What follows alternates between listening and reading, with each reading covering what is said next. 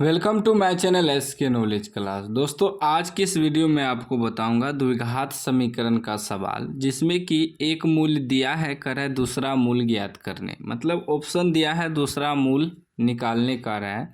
जब तक ज्ञात नहीं करेंगे तो ऑप्शन का पता कैसे लगेगा। ठीक, सवाल करा यदि द्विघात समीकरण y² + 3y - 18 = 0 का एक मूल -6 है तो इसका दूसरा मूल होगा। दूसरा मूल निकालना है। देखिए यहाँ चर पद जो होता है कुछ भी हो सकता है, जैसे कि कहीं रहता है x² + 3x - 18, यहाँ y में है तो y में है, कोई दिक्कत नहीं है, इससे घबराना नहीं है। चलिए हम दूसरा मान निकालते हैं। कैसे निकालना है, पहले समीकरण जो दिया है इसको लिख लेंगे, y² + 3y - 18 = 0।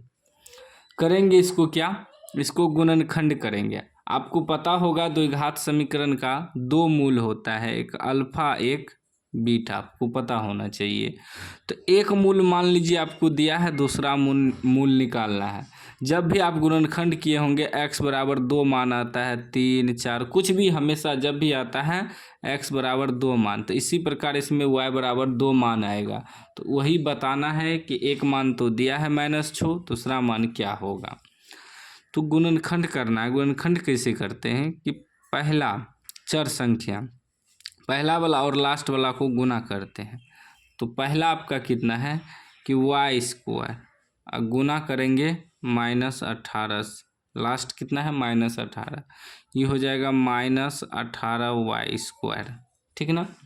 अब बीच वाला को इस प्रकार तोड़ना है कि जोड़ या घटा करके +3y भी पुर जाए और गुना करने पर -18y² भी पूरा हो जाए। तो पूरा हो जाएगा, कैसे होगा, तो हम लोग क्या करेंगे, इसका जो है ये जो 18 आया है इसका करेंगे गुणनखंड। क्या करेंगे, गुणनखंड।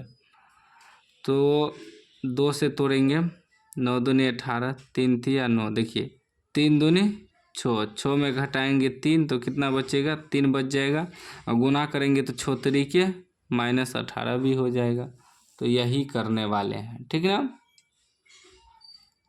देखिए y² क्या आया है +6y, इसको सेम लिख देना है, 6y घटा 3y, y लगा है तो y लगाएंगे ना, 6 में से 3 घटेगा 3 बच जाएगा, और गुना करेंगे तो 6 तरीके 18 भी पुर जाएगा। इसको भी उतार देंगे, -18 = 0। अब कॉमन लेना है, कॉमन लीजिए। तो ये दोनों में y दोनों में मिल रहा है तो y निकाल लेंगे, तो यहाँ बचेगा एगो y +6 बचेगा।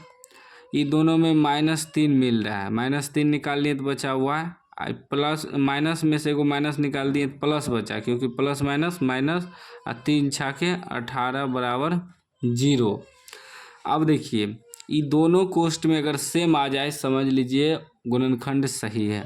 एगो बाहर वाला लिखेंगे y -3, एगो ये दोनों में सेम है लिख लेंगे y +6 = 0। ठीक, y -3 = 0 रखेंगे तो y = +3 आ जाएगा। फिर y +6 = 0 रखेंगे तो y बराबर उधर जाएगा तो -6 हो जाएगा। देखिए y का मान क्या निकला, 3, -6। हम बताए थे कि 2 गो मान निकलता है, 2 गो मूल। तो -6 हमको पहले से दिया है सवाल में, तो यानी कि सिर्फ 3 दिखाना है। तो 3 कहाँ पर है, ए में है, ए आपका राइट आंसर हो जाएगा। इस तरह का सवाल आपको इसी प्रकार बनाना है। कोई भी डाउट हो तो आप कमेंट बॉक्स में पूछ सकते हैं। चैनल को अभी तक सब्सक्राइब नहीं किया तो सब्सक्राइब कर लीजिए और घंटी को दबा कर ऑल कर लीजिए।